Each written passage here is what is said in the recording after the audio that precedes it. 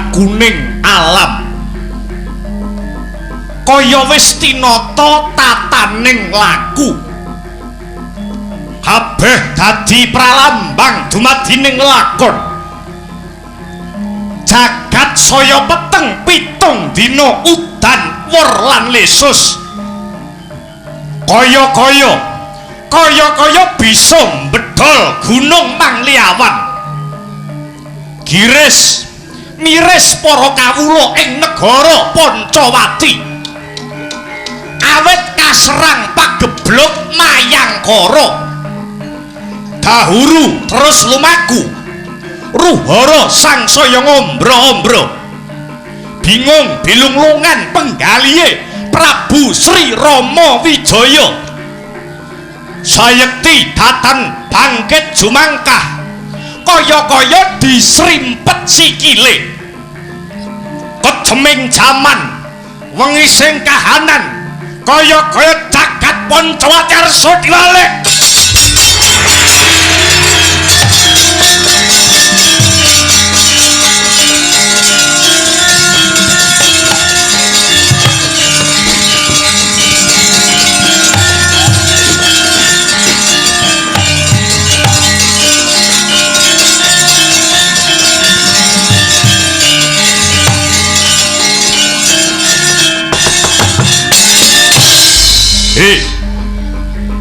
Prabu Rama kuwi wis tuwek kowe ngerti apa ora Prabu Rama kuwi wis ora kaya biyen apa sing kok arep-arep saka wong kuna sing ora iso maju iki wis ora bakal bisa gawe mulya saiki aku karo kowe saiki aku karo kowe butuh urip sing cetha lakuning negara wis kaya ngene pemerintahan kaya ngene ora genah kaya ngene iki cetha genah iki wis ora ana apa-apane cangkemmu menengo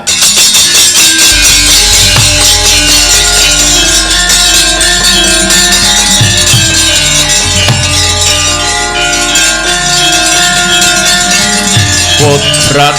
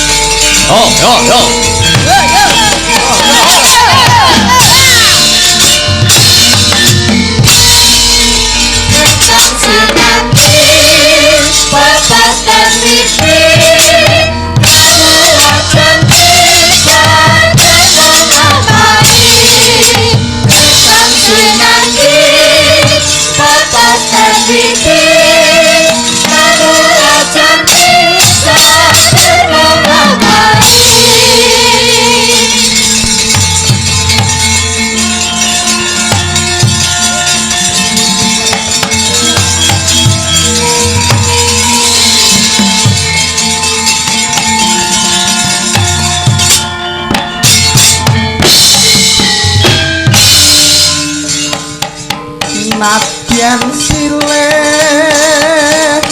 bapa kiyong kanini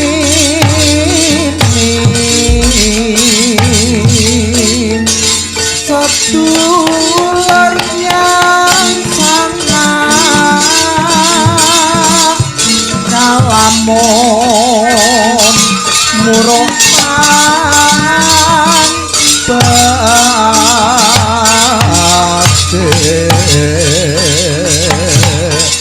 Nora pangkat yen ben nuta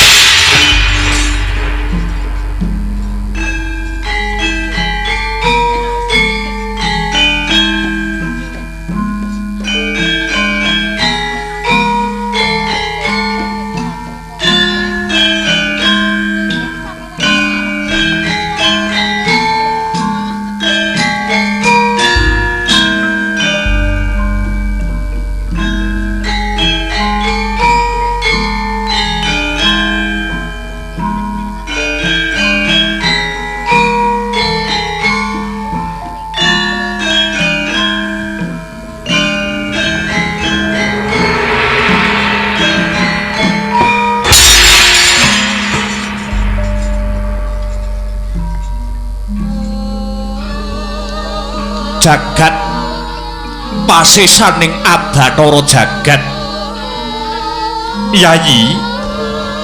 Yayi Sugriwa, Lesmana apa dene sira Anoman?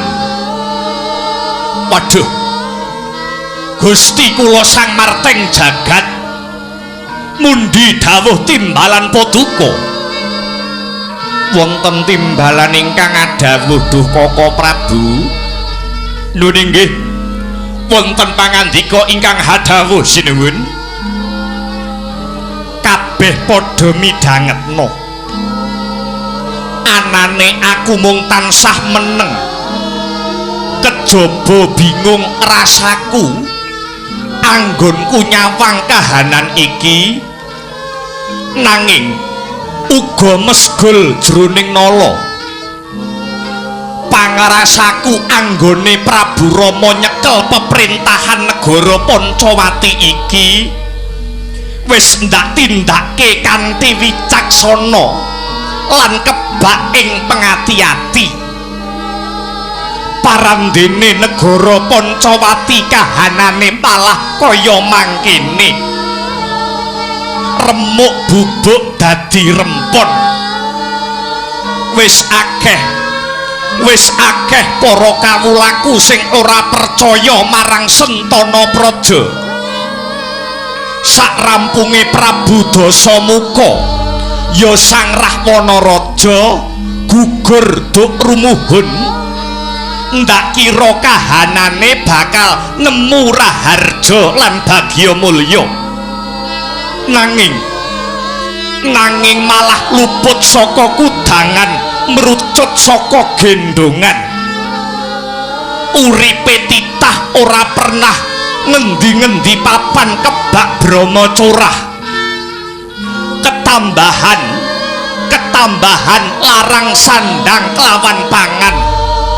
Negara kejiret kelawan paceklik. Yayi, kira-kira banjur apa dosane Prabu Rama Wijaya iki ya Di?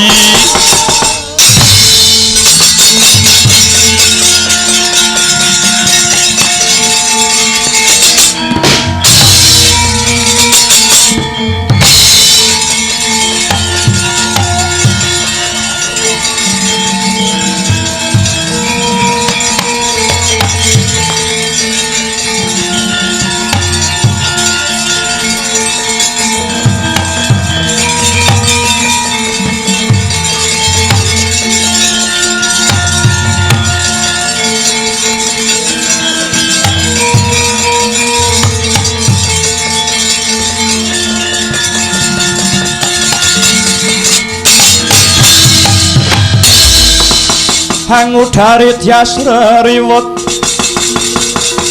Urwaterawat Wawahati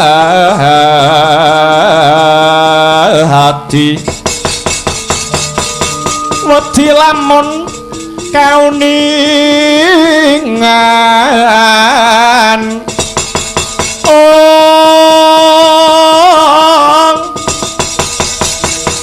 mring hambek ngumaladi tanwandi binaradi bloko kadurnan kang hambek juti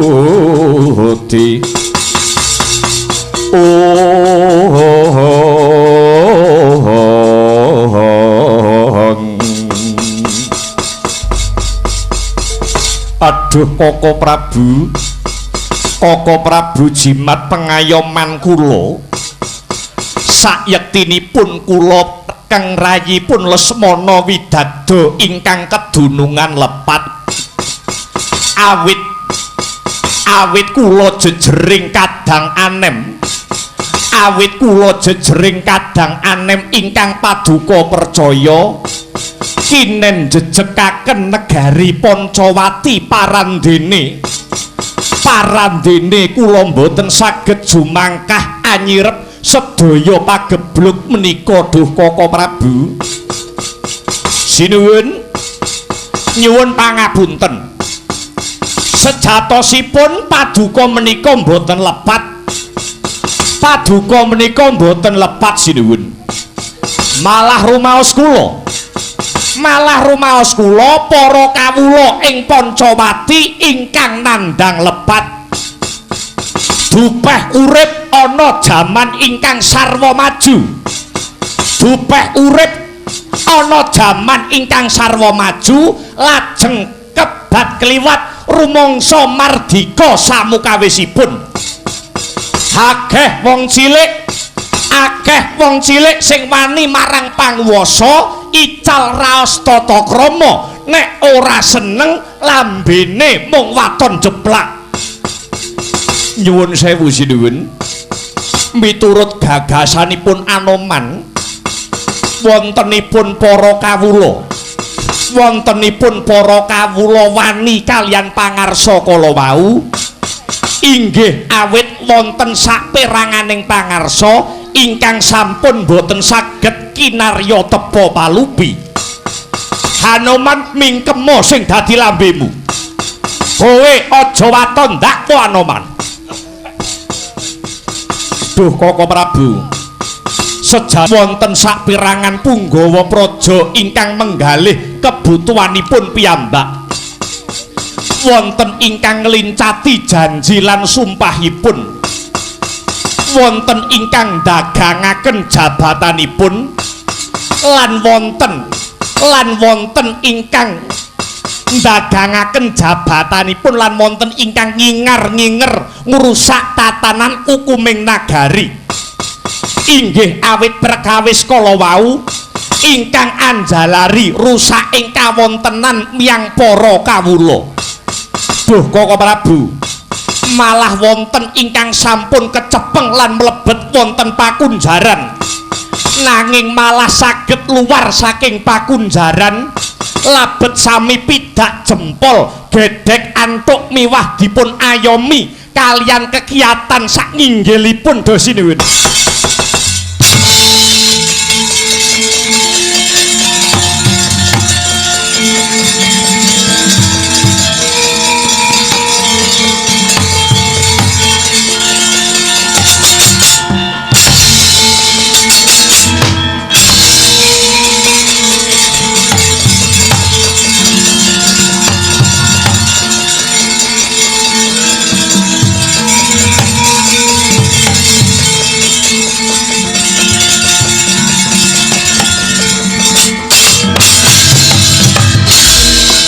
Agyatare sangat perango ora nanggol ginempet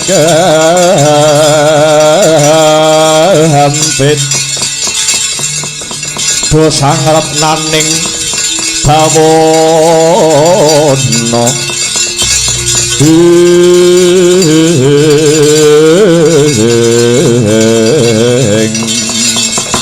wis yayi wis kabeh padha cupeten.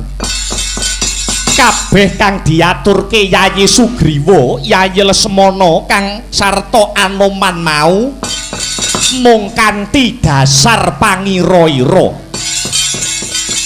Kahanan Pancawati kang nedeng ke Taman Pagebluk.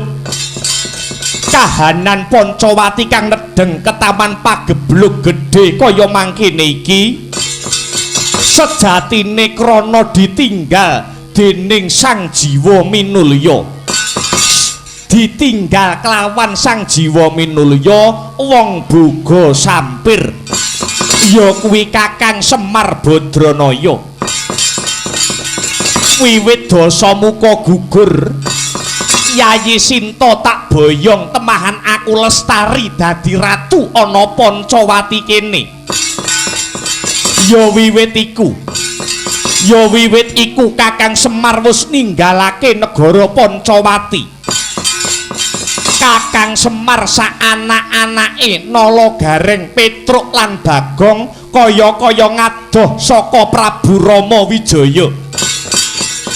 Yayi, miturut pangeranipun Kakang, negara iki bisa waluya jati kaya duk ing nguni yen to Prabu Rama Wijaya lan negara Pancawati bisa ketunggon Kyai Semar Badranaya maneh Yayi. Duh Koko Prabu, menawi tetela mekaten benjang dadak ngentosi menapa dinten menika badhe kula upadi wonten pundi papan dunungipun Kakang Semar Badranaya. Kakang Semar Badranaya tetep badhe kula boyong wangsul wonten ing negari Pancawati mriki. Duh Koko Prabu, nderek sumela atur sinuwun. Kula midhanget pawarta bilih sakmenika Kyai Semar mapan wonten padukuhan Karang Kadempel utawi padukuhan Klampis Ireng. Mila menawi wonten suka lilaning manah kula sagah dados duta utawi utusan paduka kinen boyong Kyai Semar wangsul mapan ing negari Pancawati mriki malih. Duh sinuwun. Iya yen pancen kaya mangkono Sira Lesmana lan Anoman enggal budhalo nganggo tekad satriya tanah Jawa. Apa wae kepinginane Kakang Semar turutana. Watone Kakang Semar Badranaya bisa bali mring negara Pancawati kene ya Yayi. Yayi Lesmana lan Anoman.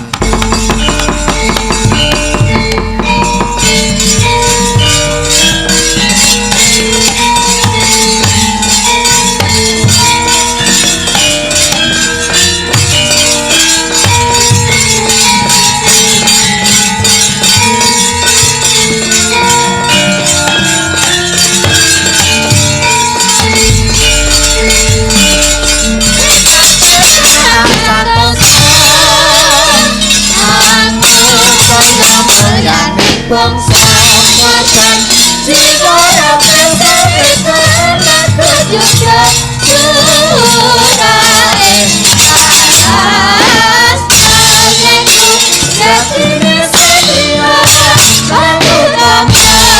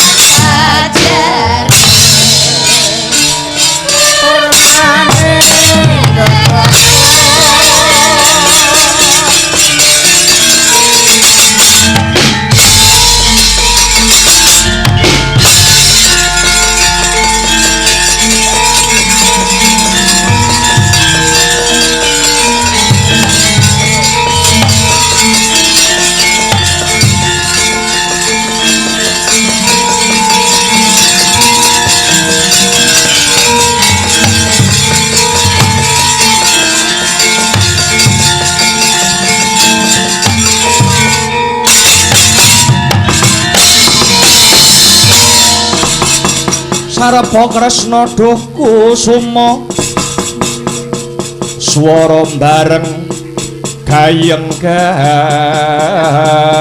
gayung syukur yen ingsun kang nyucup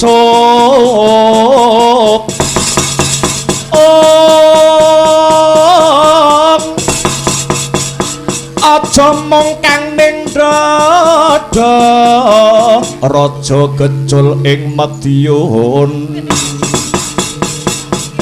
dewa kang nyangga bawana prayoga saya tumurun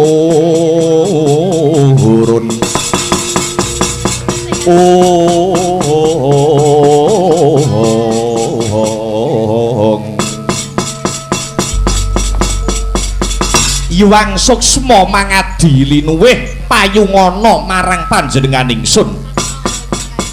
He pulunanku bocah gagah, pulunanku bocah sigit, pulunanku bocah Jentara Gatotkaca. Wonten timbalan ingkang adhawuh wa Prabu Sri Bathara Kresna amiji dumateng kula pun Gatotkaca.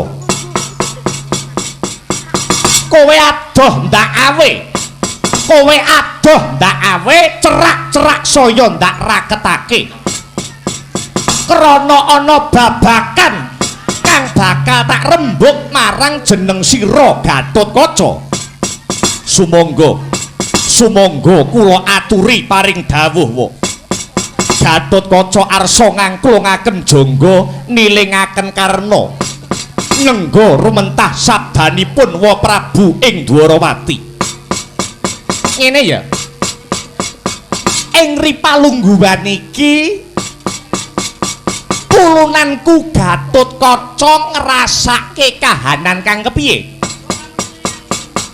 Ing ripalungguhan iki pulunanku Gatotkaca lagi ngrasake kahanan utawa swasana negara Ngendraprasta kang kaya kepiye mara coba kandhakna Gatotkaca.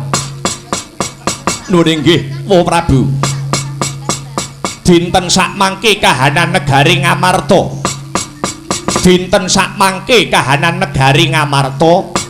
Nedeng ketaman goro-goro kagiri-giri. Mubal endute si blegedaba ngakak galak pedhite. Kumitir Sang Hyang Nagaraja akarya goreh rongeh bingung bilung-lungan.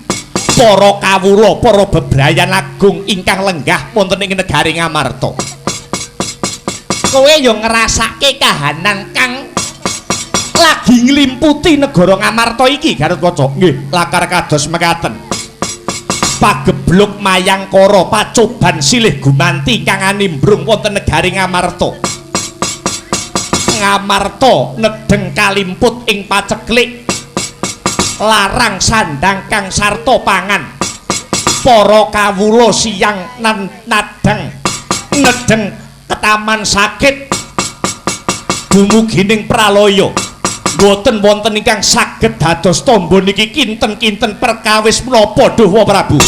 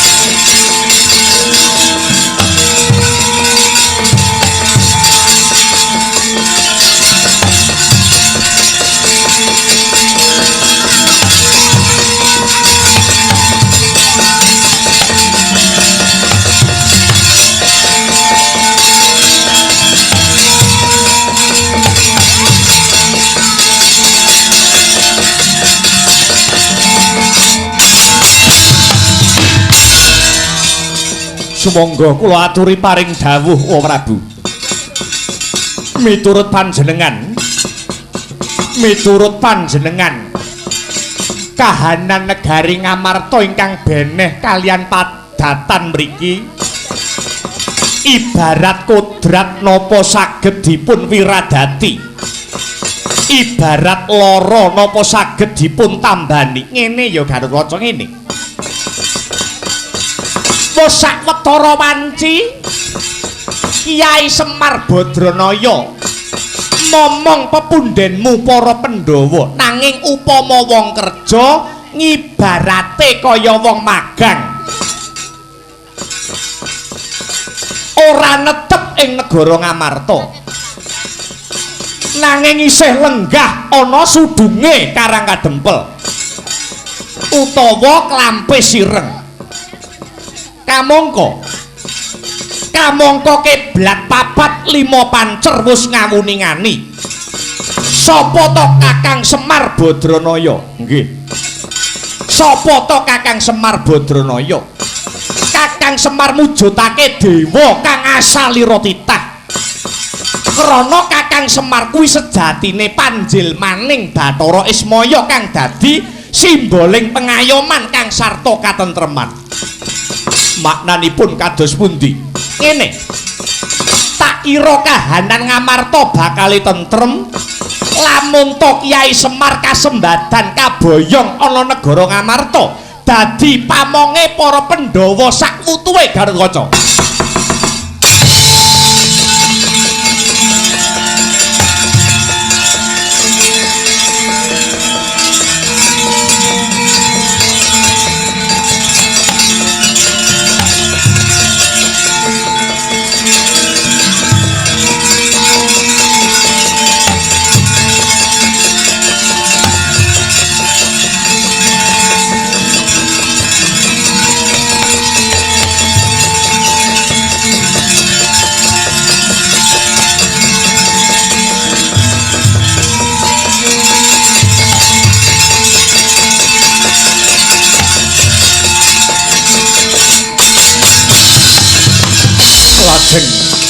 Lajeng kersanipun Wandwarawati kadosa pundi? Jeneng sira Gatotkaca tak wenehi pakaryan. Gatotkaca sing banter pelayumu. Mara gage kowe lumarapo ning Karang Kadempel. Kyai Semar boyongen tumuju mring negara Ngamarta.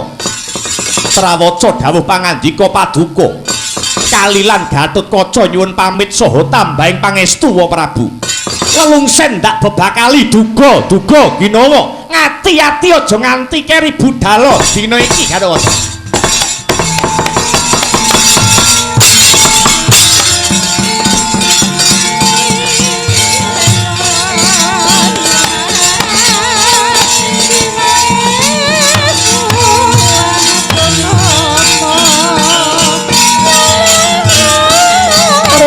Sang Gatotkaca pinon mapakar kosuta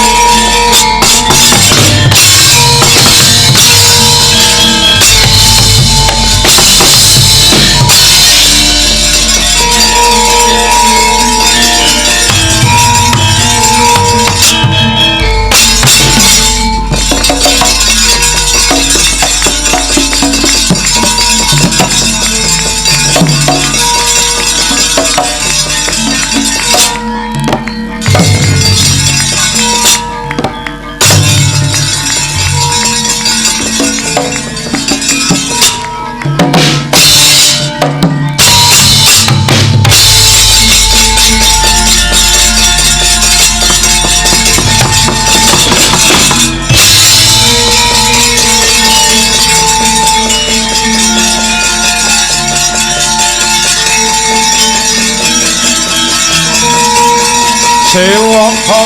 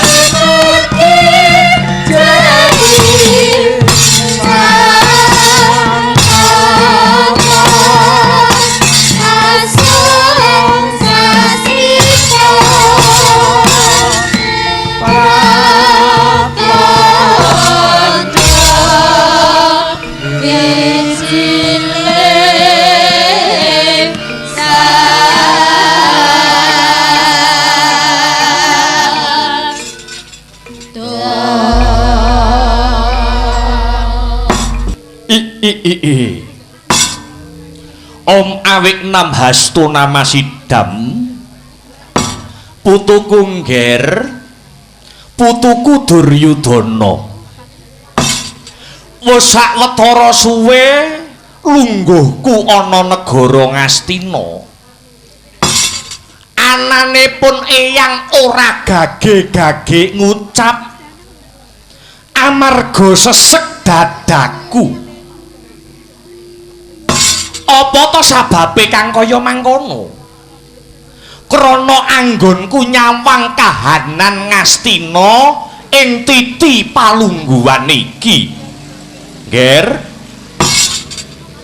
Mbiyen negara Ngastina kene iki kondang negara kang subur lan makmur. Nanging bareng saiki Ngastina dilungguhi karo Sata Kurawa. Negara sing subur lan makmur iki kok malih sarwa kekurangan. Kamangka ora kurang-kurang anggonipun eyang ngandhani putu-putuku Sata Kurawa supaya tumuju dalan kang utama. Nanging nyatane lambe sak tumang mung kari sak merang. Nek dituturi mlebu kuping tengen, metu kuping kiwa, mlebu kuping kiwa, metu kuping tengen, babar pisan ora ana sing cumentel. Ger tumindak lan pakartining para Kurawa wiwit biyen mula wis babar pisan ora tau nganggo rasa katresnan, ora tau nganggo kawicaksanan, ora gegulang rasa prihatin lan ora duweni rasa welas asih. Kamangka sing jenenge wong angkara murka kuwi mbuh cepet mbuh ora mesti bakale ngunduh wohing karma pala. Kula Duryudana nek tak glejah yen tak teliti sumber-sumbering perkara paceklik lan kuranging sandang buga tekane lelara kang jalar tumular ana bumi Ngastinapura iki awit saka pakartine adi-adimu Sata Kurawa ingkang nerak pacak nrajang perbatang dikandhani malah banggel. Mula nganti dielekke karo sing gawe urip kanthi anane rerusuh lan brama curah apa dene paceklik banjir awu walik watu lan uga sakehing ruhara. Mula yen nganti titi mangsa iki kowe sak sedulurmu Kurawa ora padha eling marang lakuning bener. Sayekti negara Ngastina kene tan wurunga sangsaya remuk bubuk dadi rempon. Nggih. Ngaturaken panuwun dhumateng Kanjeng Eyang Bisma ingkang sampun paring pitutur miwah pituduh dhateng Duryudana sakadang Sata Kurawa. Iya Putu Prabu iya. Namung kemawon menawi kula sak sederek lajeng dipun salahaken krana dados sumbering kerusakan negara Ngastina, nyuwun sewu. Kula boten condong Duryudana boten rumajang. Menawi Kanjeng Eyang Bisma paring dawuh wis dielekke karo sing gawe urip liwat anane pagebluk gedhe supados Kurawa sami eling kalian lakuning bebener, nyuwun sewu. Sak ngertos kula ingkang nandhang pagebluk lan paceklik menika boten ngemungaken dhateng Praja Ngastina. Nanging kathah negara sanes ingkang ugi ketaman paceklik malah kepara kula nampi wangsit saking dewa. Negari Ngastina saged waluya jati temah nirmala. Bumi Ngastina badhe manggih bagya mulya. Menawi Duryudana saged boyong pamong tumuwuh Kyai Lurah Semar Badranaya inggih sang jiwa minulya. Pramila Kanjeng Eyang slendro ingkang raos slendro ingkang batos gandeng wangsit sampun kula tampi. Gandeng wangsit sampun dipun tampi kalian Nalendra Ngastina Prabu Duryudana.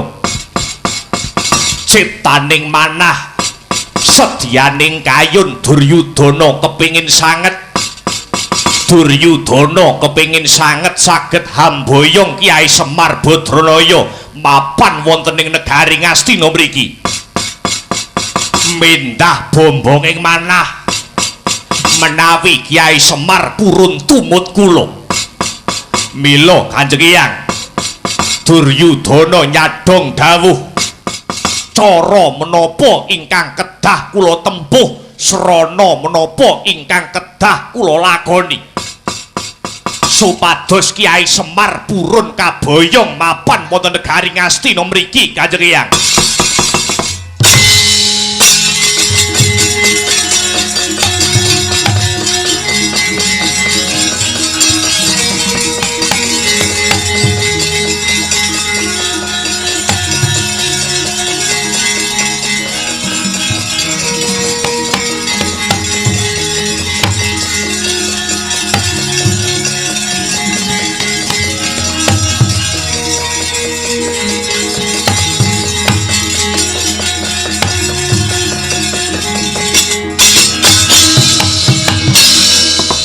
Bremara reh mangosomya ngambreng Kadi karonaning kaswahasih ring marga hemeletgung Risang gandha mastrat maca leng-leng lalu manguladi Surya mangrangsang wayah Surya mangrangsang wayah Umyus hamara maya hanto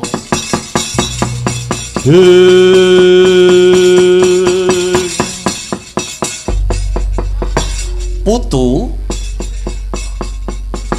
yen perkara arep boyong Semar pun eyang rujuk Begawan Bisma cocok ning pitakone Kyai Semar apa gelem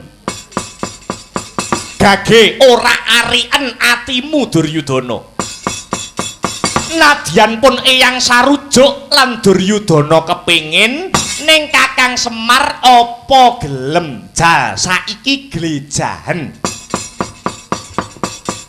kawit biyen mula sing dimong Kyai Semar kuwi mesti satriya sing manut karo paugeran satriya sing tansah ing lair angudi karya ing batin nangesti Gusti satriya sing manut kelawan dharma kamangka dharmane satriya kuwi yen ora kleru ana cacah 5 siji ya kuwi rumeksa rahayuning bumi kelairan kuwi darmaning satriya angka 1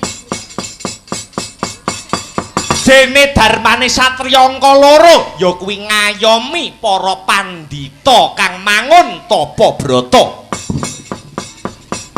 dene angka 3 darmaning satriya kuwi tresna asih mring para kawula angka 4 setya tuhu netepi janji lan darmaning satriya kang pungkasan angka 5 tunduk ing bebener adedasar adil kuwi kabeh darmane satriya kang sejati mongko nek diglejah siji mbaka siji bab rumeksa rahayuning bumi kelairan satriya Ngastina sing jeneng Kurawa kuwi ora tau gelem ngreksa marang negarane malah kepara nek negarane ketekan mungsuh para Kurawa malah golek sambatan angka 2 darmaning satriya kudu ngayomi pandhita sing do ayomi kuwi pendhita sing model piye Duryudana sajeke Begawan Bisma ana negara Ngastina kene aku durung tau weruh kowe ngayomi pendhita sing bener becik tumindake sing mbok ayomi mesti pendhita sing malian nek teko mesti jame yo yah mene iki sing mbok ayom iki pendhita-pendhita malian tekane mesti adate ya jam yah mene-mene iki. Hah? Aku durung tau weruh kowe ngayomi pendhita sing bener lan becik tumindake. Sing mbok ayomi pendhita sing merenges munggah setinggil galeah. Sapa wae pendhitane? Dewa Kumara, Dewaningrat, Gura Dauna, Resi Lumana, wis apa neh? Aku iki niteni. Angger kok ana pendhita gruyuk-gruyuk munggah setinggil Ngastina sing pengen bantu paduka putu Prabu ki ping pira nganti aku judeg. Timbang rembukan karo pendhita sing ora genah, aku luwung bali nyang Talkanda. Ping pira lakon kaya ngono kuwi ping pira hitungen? Wahyu katentreman nganti pirang jilid. Leres niku. Wahyu katentreman niku berjilid-jilid. Nganti sampake ping 17. Lah iya. Lah iya. Sing mbok ayom iki pendhita sing gruyuk-gruyuk. Wiwit sore markir gerobak wis dipapak wonge towek. Wah, nek sumbar. Iki lho apik barangku. Bareng tibaning data bruk. Ora merantasi gawe. Kawula nyuwun sewu panemban. Sengkuni piye? Menawi saking pemanggih kula Semar niku nek dikepenake uripe mesti purun. Urung mesti Sengkuni, urung mesti. Kowe ora weruh Semar kuwi sapa? Kowe ora weruh Semar ki apa lan Semar kuwi sapa? Semar kuwi ditembangke sanggon-nggon kanggo patuladan. Gambare Semar kanggo tulodo ning ngendi-ngendi. Disawang kepenak ambak arepa wujute ora mbejaji. Ning gandeng ana sorot pepadang kang tuwuh saka kuncunge Semar.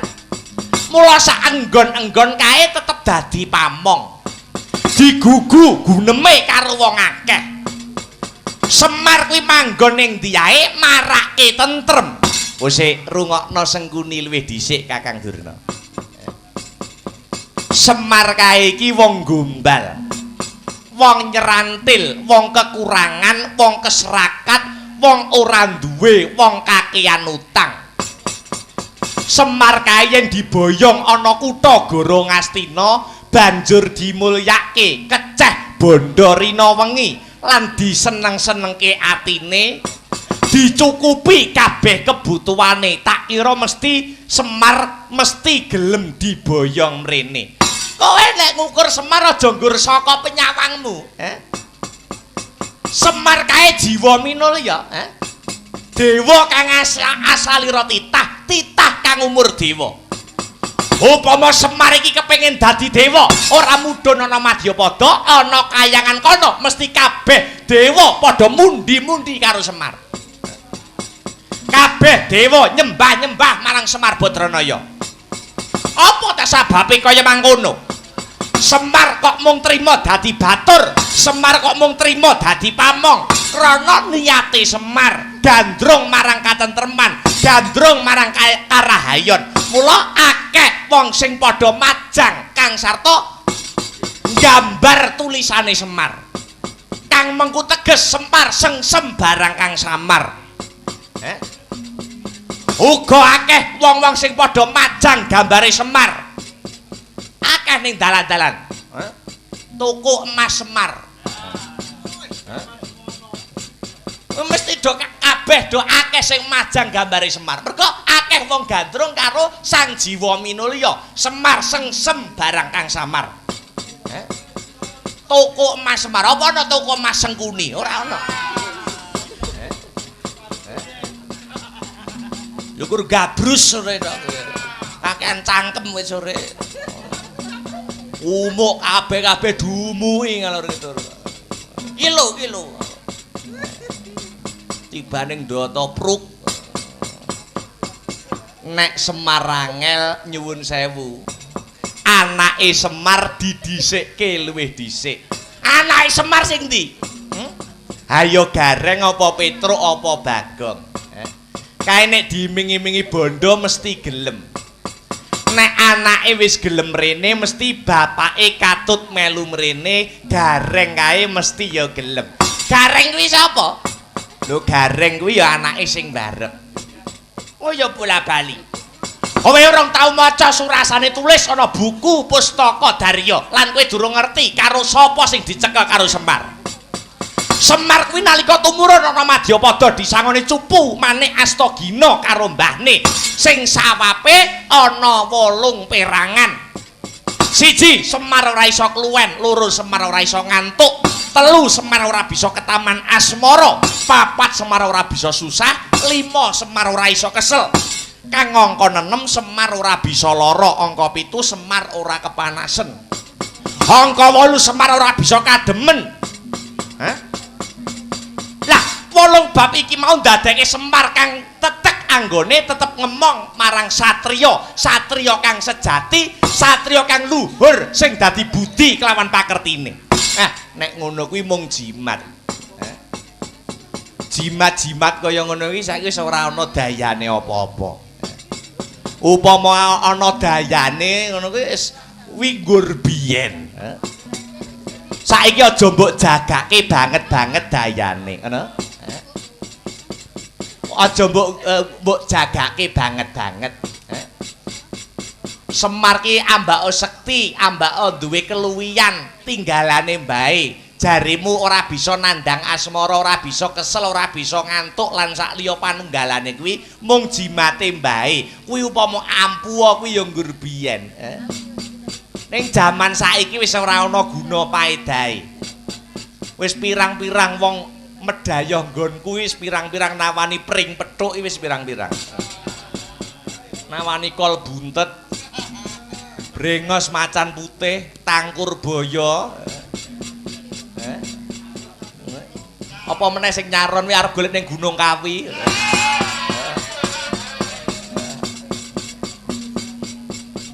Anti karen kowe ora percaya karo bab-bab sing ngono kuwi sing nguni. Ngene, saiki sing wigati ngene.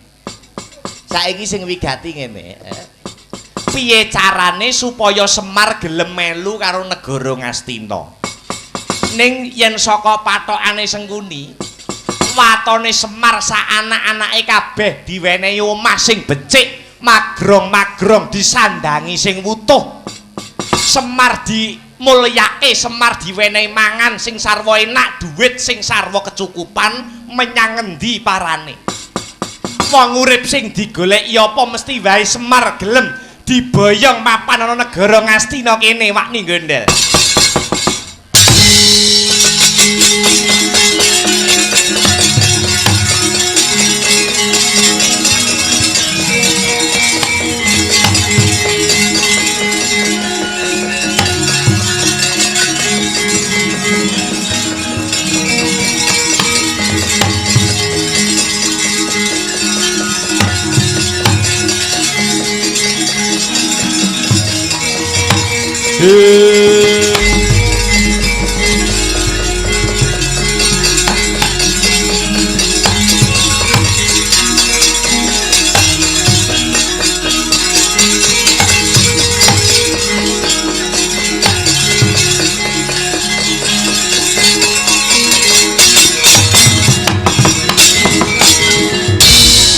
Yogya malih kinarya palupi Surya putra Narapati ngawangga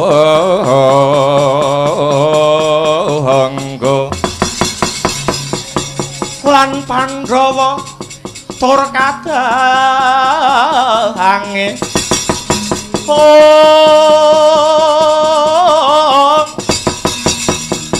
Panyayah tunggel ibu Suwiteng Sri Kurupati Haning nagaring Astina kinarya gol agel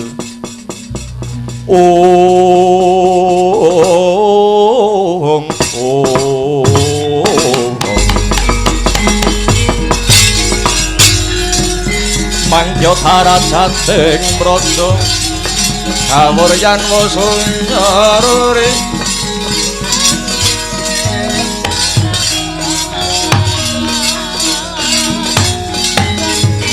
rorah pangrehing ukara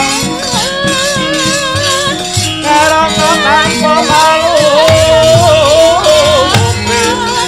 hasil kopi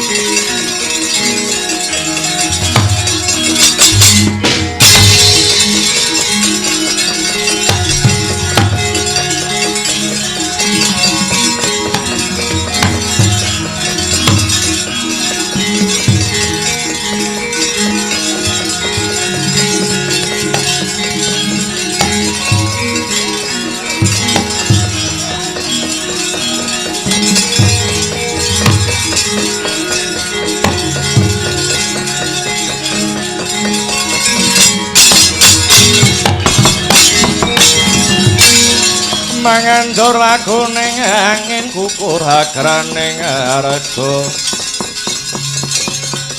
guru-gur neta kagiri-giri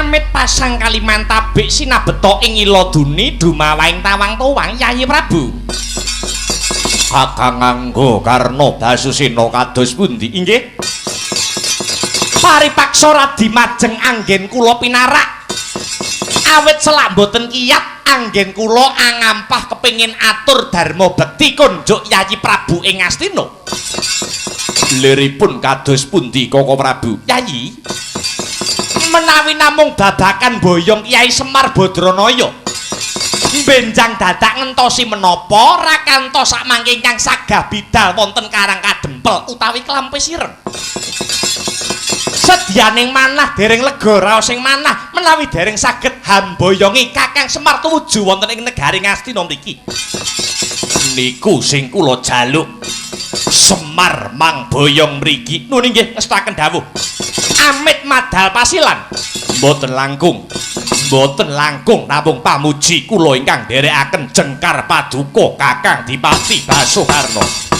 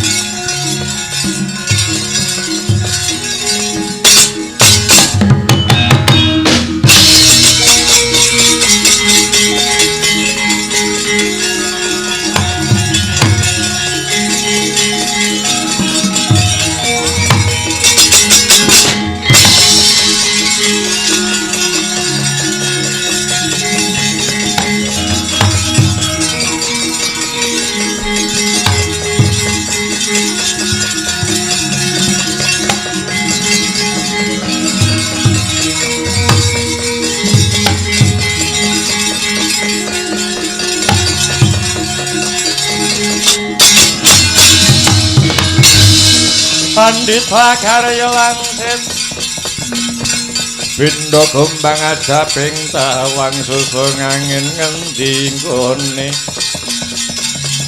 miwang kali ingkang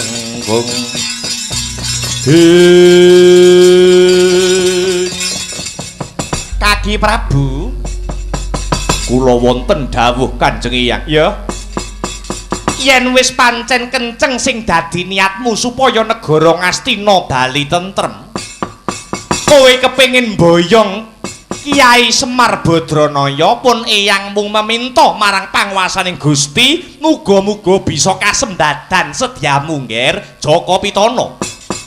Nggih ngaturaken panuwun Bapa Durna. Kula wonten dawuh tinimbalan anak angger. Mangsa Baranga anggenipun badhe meminta dhateng Sihing Bathara supados kasemdadan sedya kula anggenipun badhe hamboyong Kakang Semar tumuju mapan wonten ing negari Ngastina mriki. Oh nggih. Pancene ditunggoni Semar niku teng ati saged ayem teng ati saged tentrem.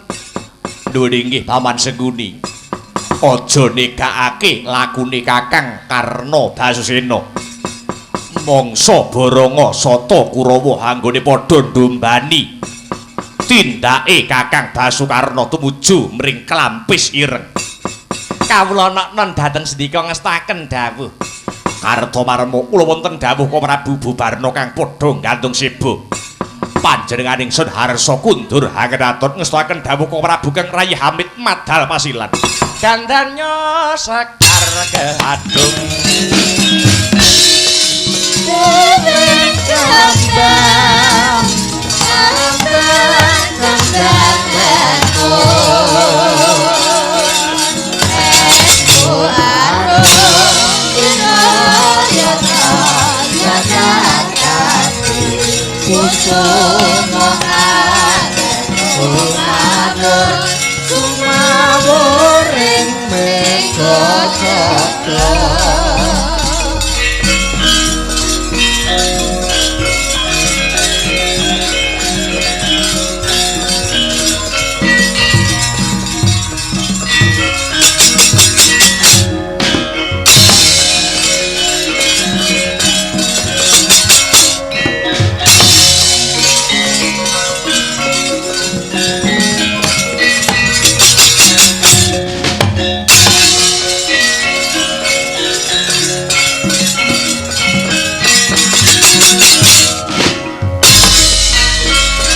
Gandanya sekar gedung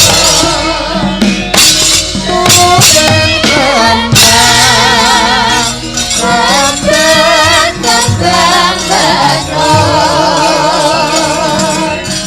Esmu arum Inoyata, yatan kasih Kusumongan Sumabur, sumabur,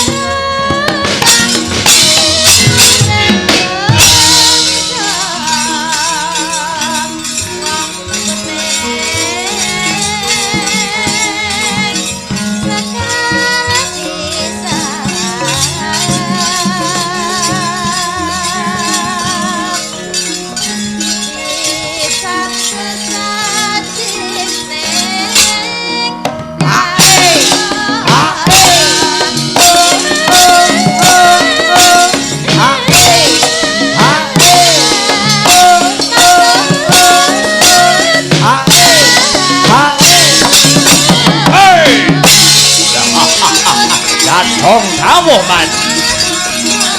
Hoi. Hey hey.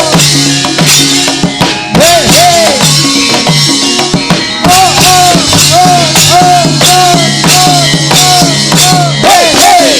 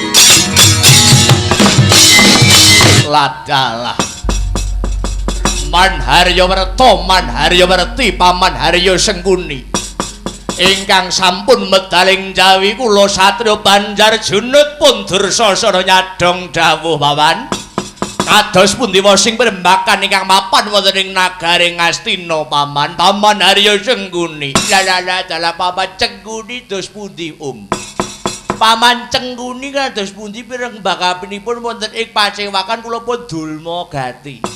Kula pun dulma gati nyadong kabar kados pundi Paman Cengkuni. Kula satriya Tirta Tinalang pun kareta marma nyadong dawuh kula pun Jayadrata nyadong dawuh Paman. Iya kabeh sata Kurawa kabeh wae.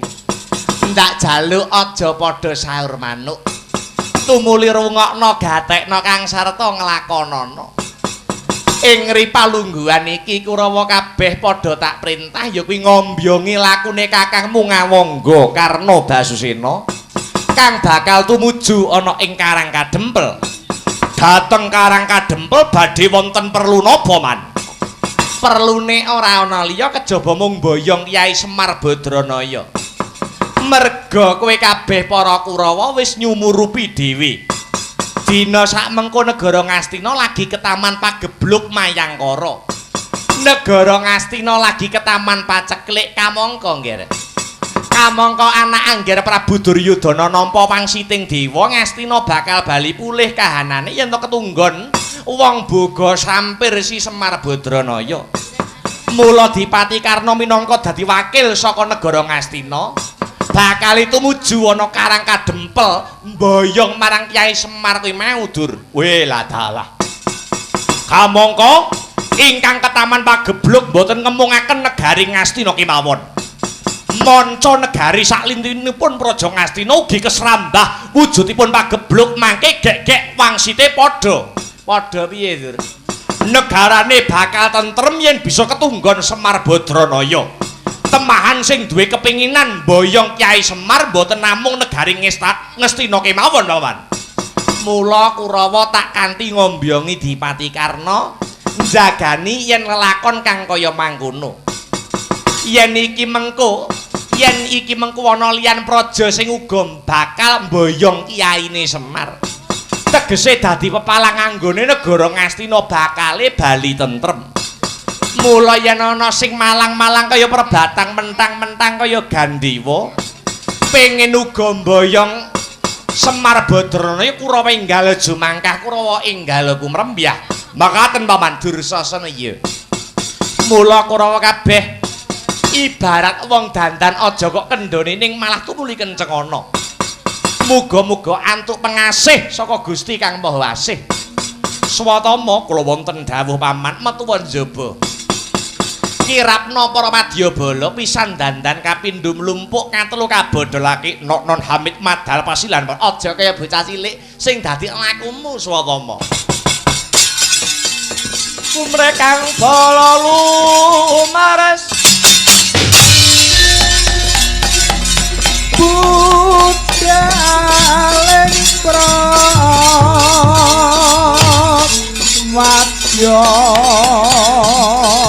kuswa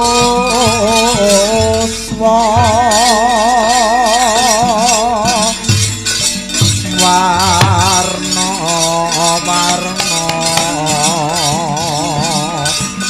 usangane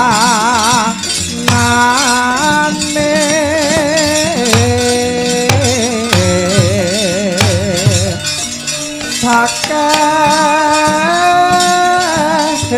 prawadya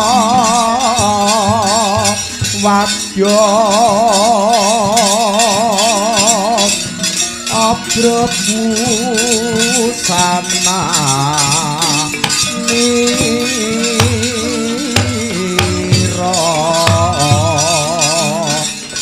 swarane rame gumuruh pindha ombake samudra